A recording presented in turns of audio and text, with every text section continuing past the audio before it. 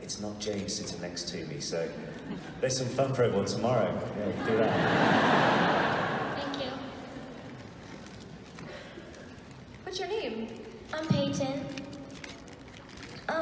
I was just wondering if you guys had to dye your hair for the movie.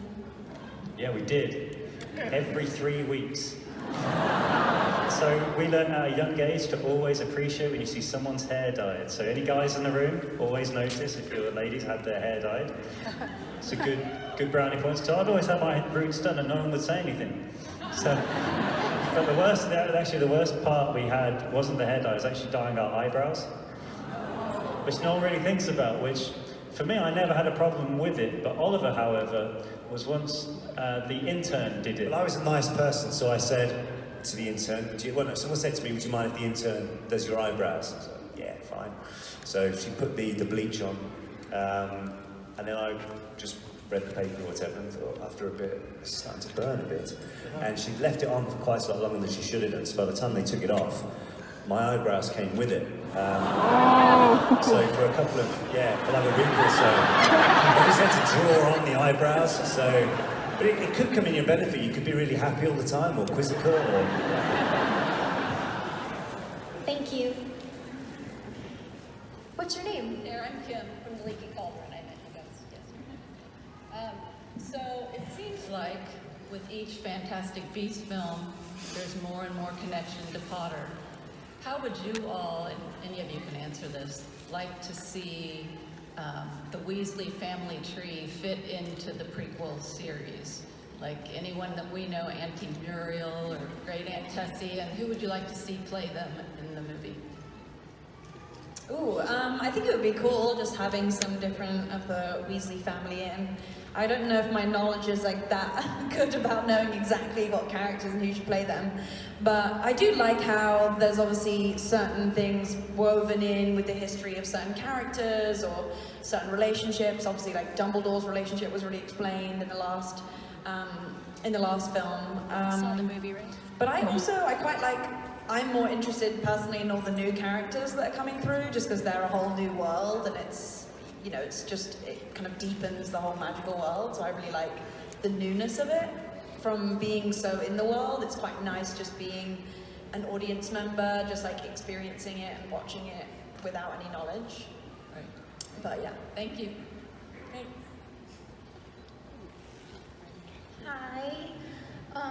So I guess it's more geared towards the twins, but Bonnie, I guess it could apply to you as well. But when you guys did audition for the role, did you care which role you were going to get? Like, did you particularly want Fred or George? Because obviously you don't know what's going to happen. All the books weren't finished then. So did you want to be someone? I guess Bonnie, did you want to be Jenny, or were you trying to get Hermione or someone instead? No, I was definitely going for Ginny. So was I. Yeah. We're up against, I want it.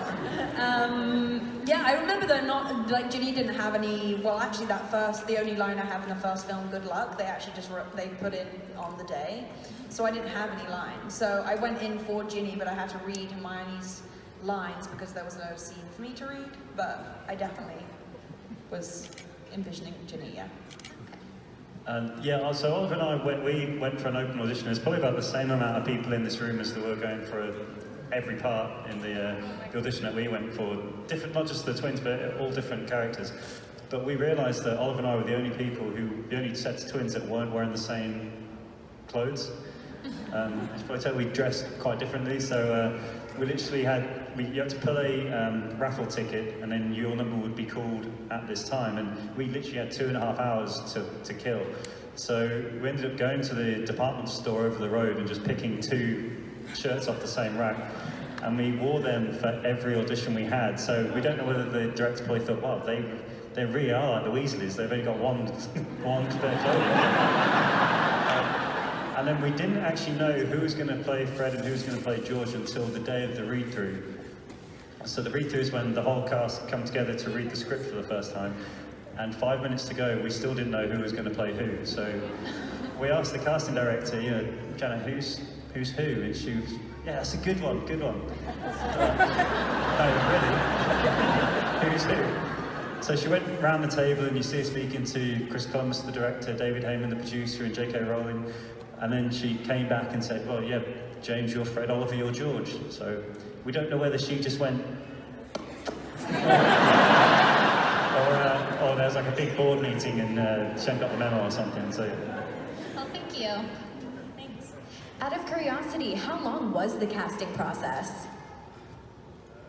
For us, it was, so we went for an open audition, which was for anyone can go for any character, pretty much.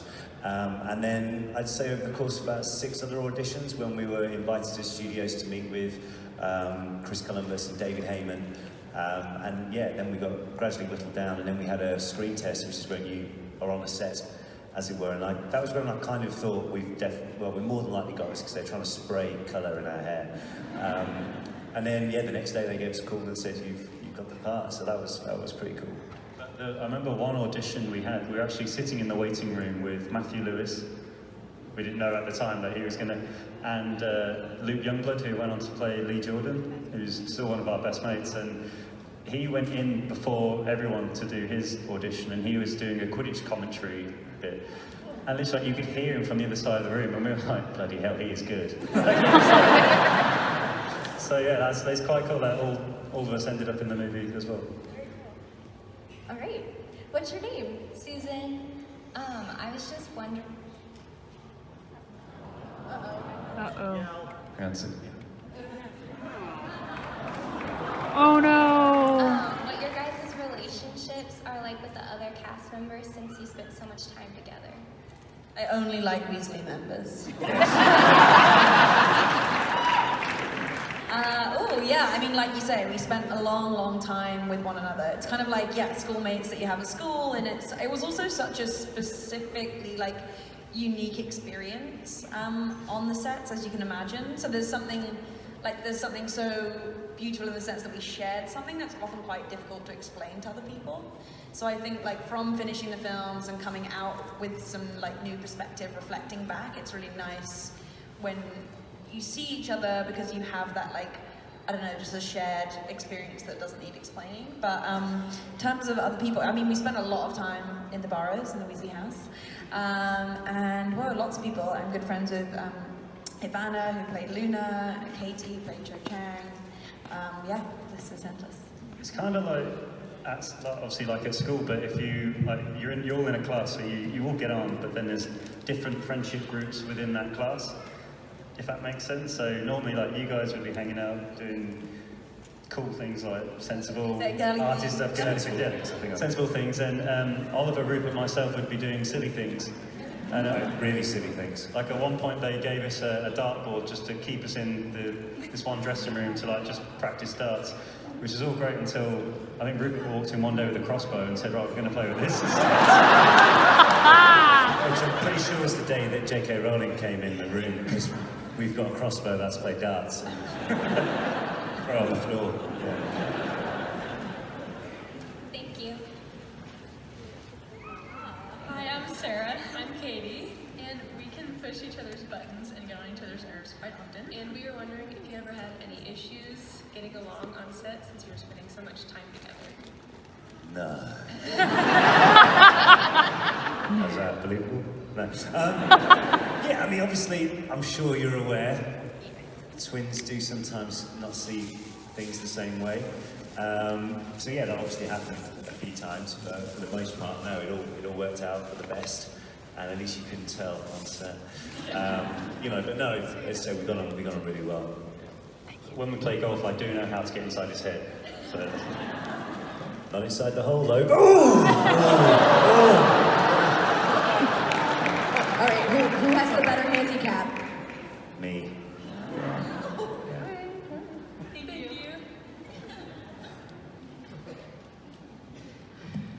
Hey guys, I'm Kirk. Good to see you all.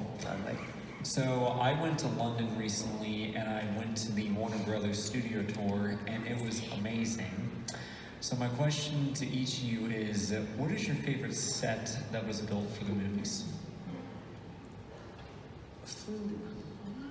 For me, it would be the Weasley's Whispering Wheezes as a set to actually, for our characters. It was such a cool set to be in, and the actual interior was actually in the, sometimes they have an exterior set and an interior set, but it was all one part, so that was really special. I think we were only filming on it for like a day and a half, but that was awesome.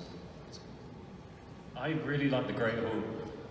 It was the first proper set that we went on in the studio, and when you walked in, you know in the first movie when Harry walks in, everyone's looking around. That was exactly what it was like walking onto that set for the first time. Same for me. Yeah, so it was just that feeling, and even when it was empty, like we sometimes played soccer in there. It was like a proper home for us as set-wise goes, I guess. Yeah, oh, it's tough. Stuart Craig, who was like the designer who designed them all, is so talented. So we were really, really lucky that like not much imagination ever had to be used because like everything was so well designed. But for me, I guess just significance for my character, the Chamber of Secrets. Even though I pretty much just lay on the floor dead for most of the time we shot there, it was fun.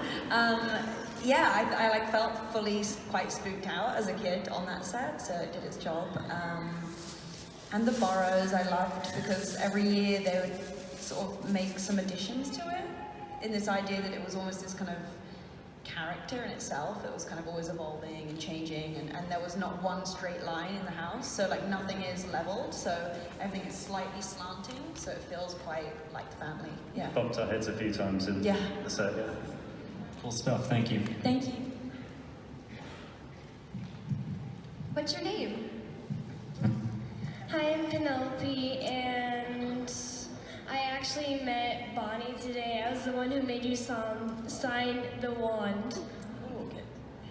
And my question for you is, what did you guys do when you were offset? Play darts. I remember we had that like actual full games room once, and then it like, what happened to it? I don't know, they used to have like a full table tennis set at a basketball. Yeah, snooker There was a pool. a 3-on-3 basketball court as well. I remember getting hustled by Emma Watson at table tennis. Yeah. It was literally like it would be like everyone's just taking nice and even, and also Emma just turns up and just starts murdering everyone. That was pretty soul-destroying to almost 21-0, but yeah, I feel like that was like in the earlier films, that's what kept us entertained, and then maybe we got more difficult to please? Well, we did. We went to, we went to the BAFTAs once, and it was sponsored by Lego. So we got Lego in the goodie bag. So because we had a lot of time to hang around on set, because when they set up shots, it takes ages for them to move the cameras around. So as actors, you're kind of waiting around quite a lot. And we actually made a Lego movie out of like stop motion. And so we did like a shark chasing someone, and then we did like a movie with Ruth, Oliver, and myself were adding voices to the characters and everything. Like it was quite fun. So you guys made the original Lego movie? The original, yeah. Got it. But I think we influenced this one, yeah. Okay, well, thank you. Thank you. What's your name? I'm Liz, and I just wanted to ask you how being in Harry Potter has affected like your day-to-day life interactions with other people. Probably quite a bit. It's really hard to explain because, I don't know, like everyone's life, you've only had that one, so you only know what you know, and you've only know what you've like been, I don't know, exposed to. But I feel like day to day, like the life that I lead is kind of quite quiet, so I don't feel that like it's only in particular places you get recognized if there are lots of people and people looking around, but most of the time in cities people are like kind of just getting on with what they're doing. So this is like unusual.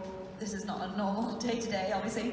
But I mean, it's massively affected everything in terms of like what I'm drawn to do and like what drives me in terms of my own work. Like the experience introduced me to the film industry, which I grew to love and then have sort of remained in, and from now I'm kind of on the other side of the camera. So everything I do, its foundation comes from the experience of Harry Potter. So without knowing it, I guess all the time it has an impact. But I feel like lucky that I get to still lead my own sort of quiet existence, which is cool.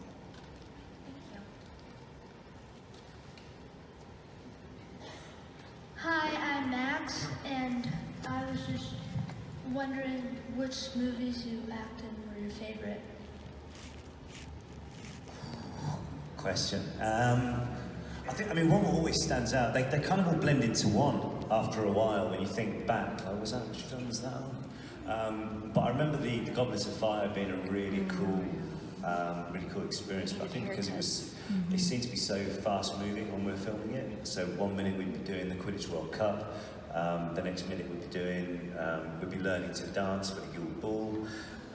So there was a lot of cool stuff that went into that as well. And it was when we saw like the older guys come into it. So we had Rob, Stan, Comicon. So James and I were always the older one of the kids, probably the least mature as well. So when the other guys came on board, that was really cool. Yeah, the Goblet of Fire maybe, but they're all fun to do in own different ways. Prisoner of Azkaban I really enjoyed for the Marauders map scene that we got to do, because that was such a fun scene to do. And I told a couple of people this over the weekend. That was actually the hottest day on record in the UK when we filmed that.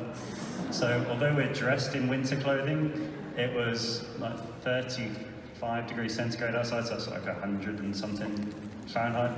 So that was quite interesting to pretend you're really cold in that moment. But yeah, that was a fun scene to do. My favorite. I loved all the Battle of Hogwarts scenes that were in the final, like the part 2 of Deathly Hallows, just because there was something quite like, I don't know, cathartic about like half of Hogwarts being destroyed in a sense. It's like when you build a castle and you smash it down, it's quite sad. Were you that kid at the beach? Yeah, I was like, let's hit it. I wasn't really interested in building it, I just destroyed it. So I quite like that. It felt, I don't know, and so many people from the series came back for that battle, so it felt like a real sort of reunion to end the movies, yeah. Thank you.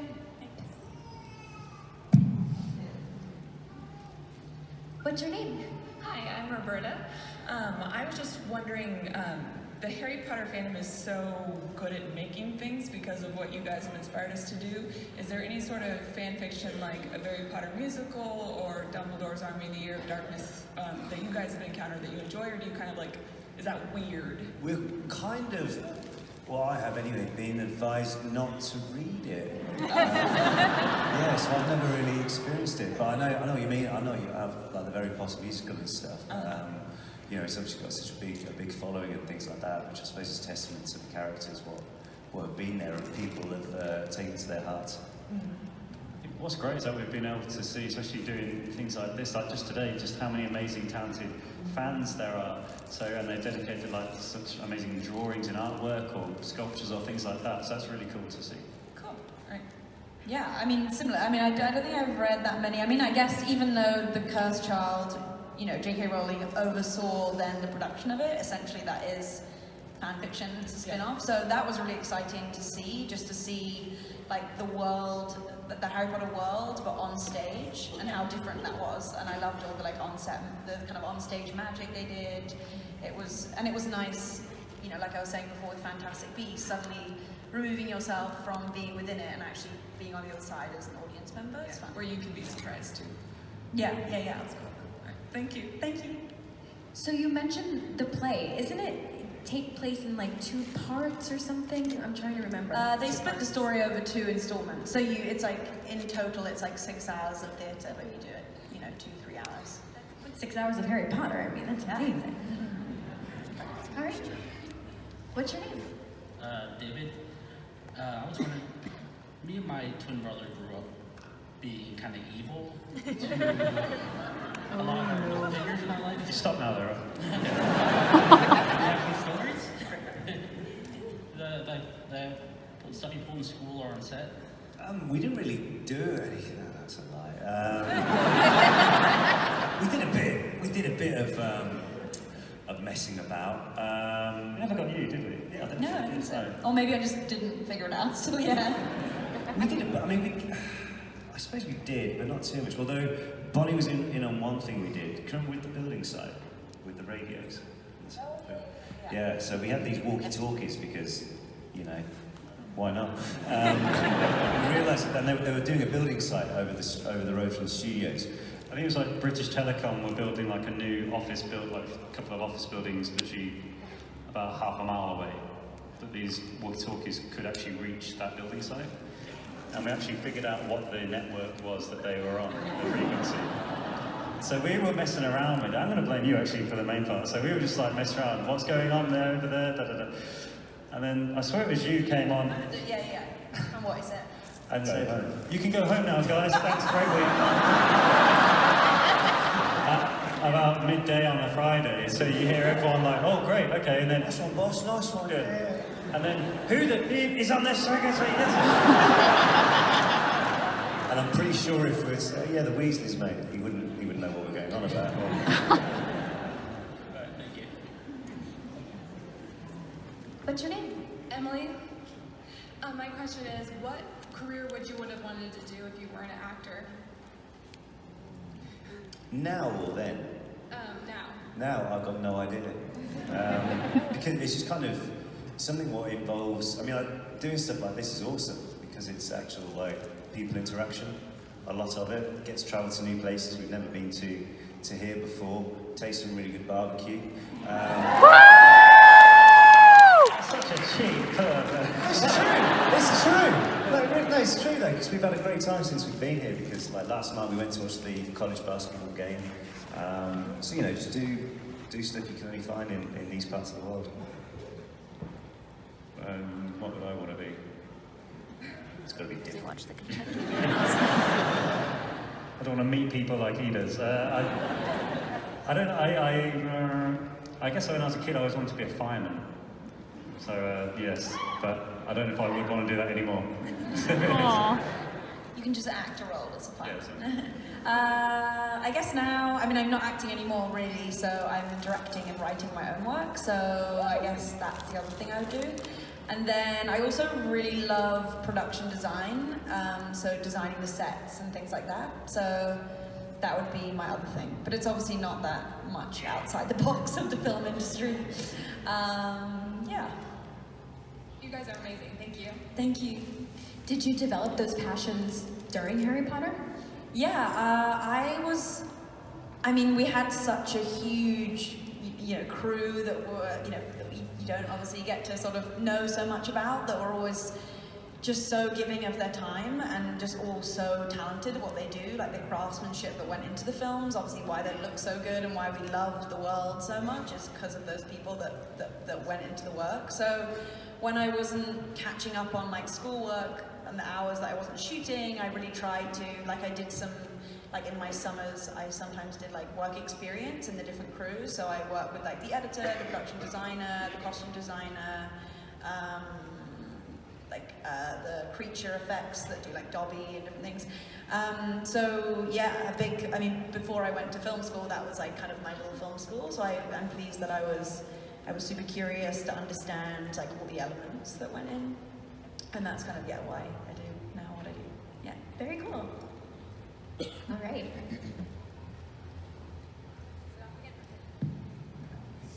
Off you go. Uh-oh. She's like, no, it's not working. James, who have you got down there?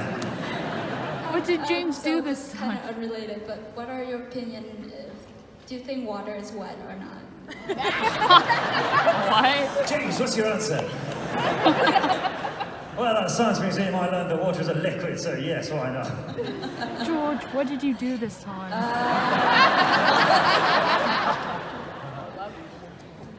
Yes?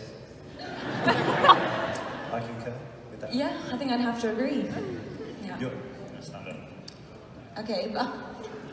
Come on. Oh, okay. Right. Sorry, we're not walking off. We're just going to wander around. Okay.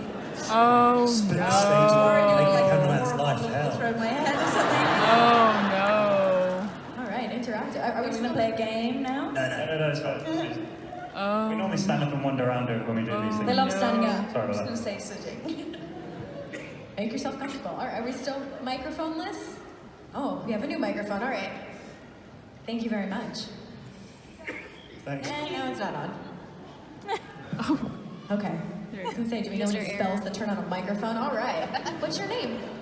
Lillian, Hi, Lillian. today's my birthday and I'm turning 11. Happy 11th birthday.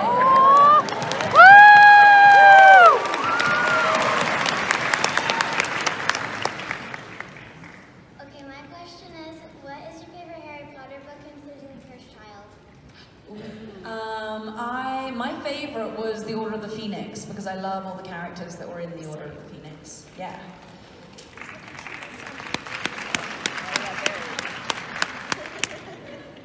I would say mine would be The Prisoner of Azkaban. I enjoy it anyway, but I was actually rereading that one when we got the parts to play the characters, so it's got a little more of a meaning to it. And I'd say The Goblet of Fire. What's yours? I like all of them, but I think my favorite is 1 and 7 because 1 is when it all begins, 7 is when it all ends.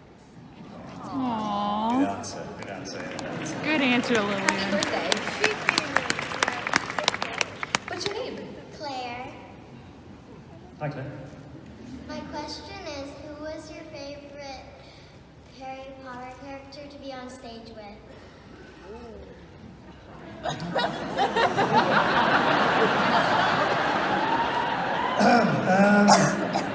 trying to think. Good character to be on set with. Yeah, Ginny. Yeah. I suppose Fred and George were always together. Yeah. George and Fred. There you go. Your answer is Death Eater number 2. Woo!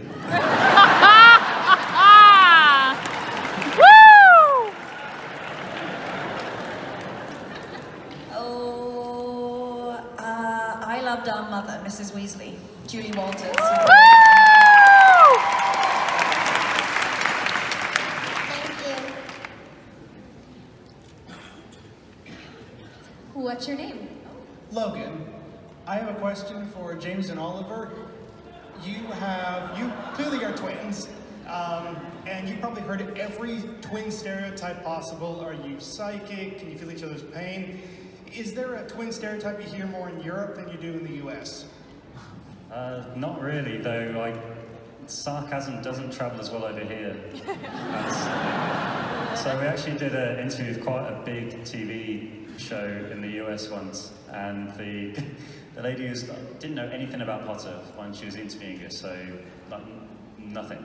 Zero research on why we were there, anything. So she was literally like, so you guys actually brothers? And we were like, no, we actually met at the audition. So she's there saying, really? Oh wow, what a good turn of events. In the background you can see the editor going. She's literally like, you know, because they said when you're out of time, I'll make I'll wave. And so we're like, this is just going on, and we're just digging more of a hole. And by the end, this press person from Warner's is like, you know, in Team America, when it's like, if you need the signal, it's really going on. But I'd say that's probably the one that we get, like, are you really brothers? And it's like, no, it was just a great chance that we were in the same room auditioning for these twins, yeah. Thank you. Thank you. I have a question. I'm just his twin.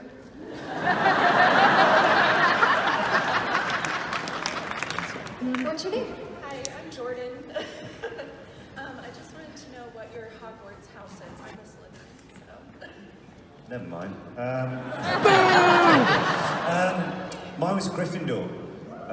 Which We're was, all Gryffindors, honey. You know, got the tie, so that was good. Yeah, I didn't. I ended up being Gryffindor as Bonnie too. So I haven't done my Patronus yet. I think it's because I'm like too attached to it being like a water-based animal. So I'm like, I don't really want to do it. I'm in a bit of resistance towards it in case I get an animal I don't like. And it's pretty genius. Like you can't like try and do it again and like fake the answers. It's a pretty good personality test. Yeah. So let's see. I'm actually a Hufflepuff.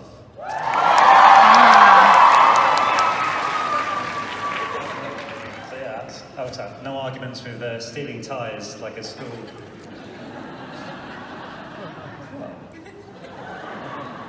Have you done your Patronus? Oh. Sorry, thank you for coming to Kansas City. Oh, thank you very much, thanks. Thank you. Have you done your Patronus? No. No, I'm a strong believer of, similar to Bonnie, that mine would be a sloth. Oh no. Yeah. It would take forever, so if you've got dementia coming at you, you're buggered, because it's going to take forever to get it. Yeah, I did, and I was actually a osprey. It's like a bird of prey. I thought that's quite cool. But then I keep thinking of different things, but I think like a blue whale.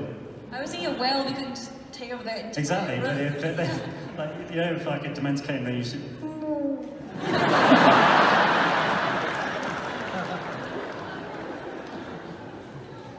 Hi, I'm Stephanie. I'm from Kansas City. You guys are just a bundle of laughs, and I can tell that especially the twins like to do a lot of pranks. Have there been any pranks done on you? And what's the worst one? Yeah, it happens, time to time. Worst one? I can't remember now. We kind of do if you give it, you've got to be able to take it. So, you know, and so like, I can remember we had, like, what did the makeup girl do once? It's like a really poor joke. It was a poor joke, like, oh, I've put the wrong hair dye in, or something like that. So, cut long story short, we made her believe that she was going to get her car repossessed. So now I can pull one over on you guys. Oh no, they do. I think Rupert has it a few times. He has, yeah. Yeah, so. You know, I'd be too scared to, in like fear of what you'd do in retaliation. Thank you very much. Thank you. All right, so we only have about 5 minutes left. So I know. It's all right. No. What's your name? Hi, my name's Callie. What's the most interesting thing a fan has ever had to sign? Had to sign, did you say? Yes. It's quite scary when people ask you to sign like their arm and then they're like, I'm gonna go get it tattooed straight away. You're like, oh, are you sure? Have you told your mother about this, or your dad, or someone? Yeah, that's quite weird. Yeah. You've signed a forehead? Oh, okay. Yeah, that's quite scary. I don't know, that's like the permanence of that is quite surreal. Or like when you see people who have, like there are definitely a lot of Harry Potter tattoos for sure, but when you see people who have like like our faces, that's quite trippy. I mean, I know that's not the answer to your question, but that is a trippy thing when you see that. But yeah, don't know what else. Find anything weird? I can't remember, years ago we had a really heavy box delivered to our house, like the fan mail, and this thing was like weighed a ton. So our place is like this big, so like maybe someone sent a bowling ball or something really cool as a gift. And we opened it and it said, please sign and return. Pulled it out, and I promise you, it was a watermelon.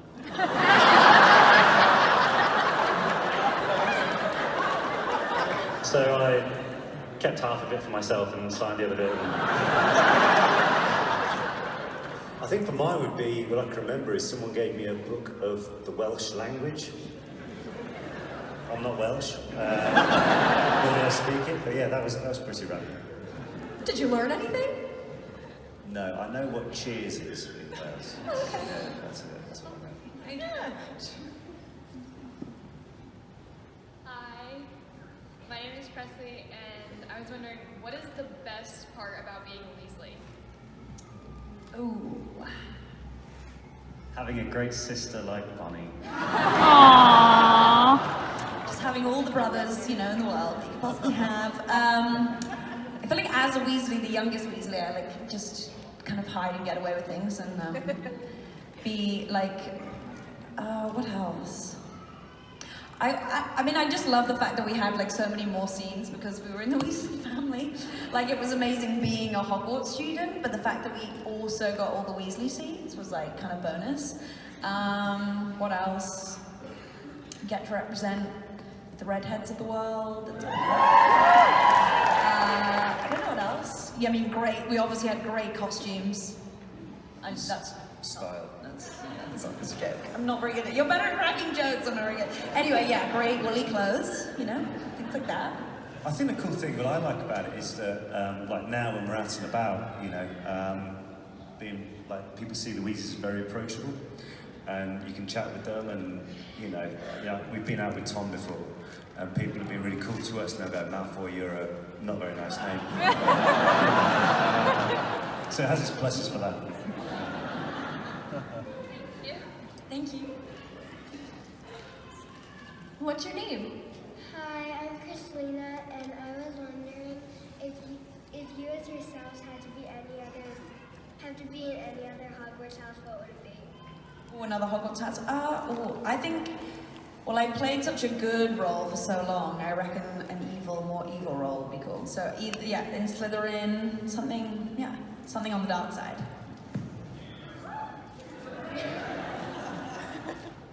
Dobby?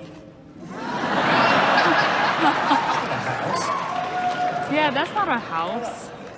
It's not a house. I was going to say Hagrid, but then I realized he's not a student. No, but I'm not saying that he would be in a house. I'm saying I would like to be Dobby. He's a house elf, though, so... Ah. It's true, it's true. Yeah. I think a teacher, because, you know, I'm quite terrible at that type of thing, so to pretend to be really big... Who, I don't know. But yeah, probably someone like Lockhart, I suppose, because he's the same, yeah.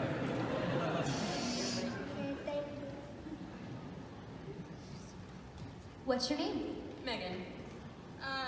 Obviously y'all have such like a huge platform and fan base, so I was just wondering if there are any particular ways that y'all are conscientious about that and try to use that as a positive force in the world.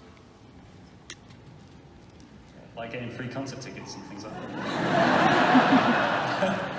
But to be honest, we're very lucky because we're very aware of.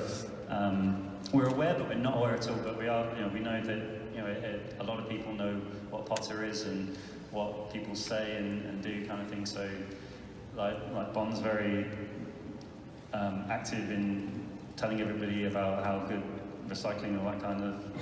Yeah, I do a lot of things around like single-use plastics. So, I mean, I do a lot of work with Greenpeace,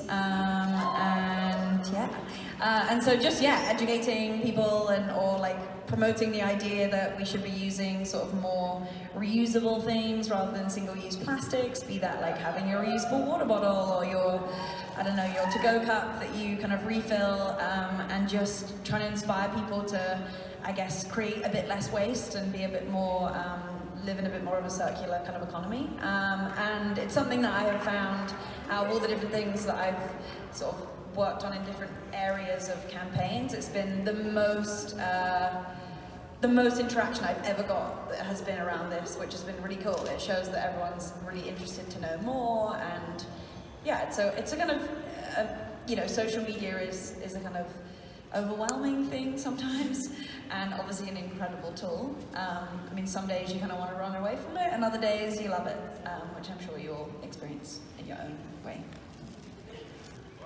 Thank you. Thanks. All right, so I apologize, but this is the last question. No pressure. Please don't be, what's your favourite colour? My name's Amy Jo, and I just want to know, when you first read The Unfortunate Death Scene, how did you guys feel? Well, I'd read we were in Japan at the time, so in one way you don't hear people talking about it spoiling you, so they may be, but you don't know what they're on about. And I was reading it, and I read what happened to George's ear. I thought, oh, that's awful. What's he ever done? You know, he only went out to get Harry back. And then I kept reading and thought, well, it could have been a lot worse. So that's what I thought about it. Yeah, and like Oliver said, we were in Japan when I was reading that book, and so we're on the bullet train, and I was just sitting reading the book, read what happened, and I was a bit like, I was in shock. A because of what happened to the character, and then I was in shock of how in shock I was about how attached I'd become to the character. I hadn't realised it, so I was like in two frames of shock. At which point the conductor's in Japanese asking me for my ticket, going ticket, ticket, ticket. I was like, mate, I've just died here. Just let me. Give me a moment. So yeah, that was an interesting train journey. Hi. Thank you. Well, is there any final thoughts you guys would like to leave us with here today? Well, just thank you all for coming, and it's lovely to meet you. I mean, the lights are very bright, but I can sense that it's a very crowded room. So thank you all for coming, and thank you for your questions. Definitely.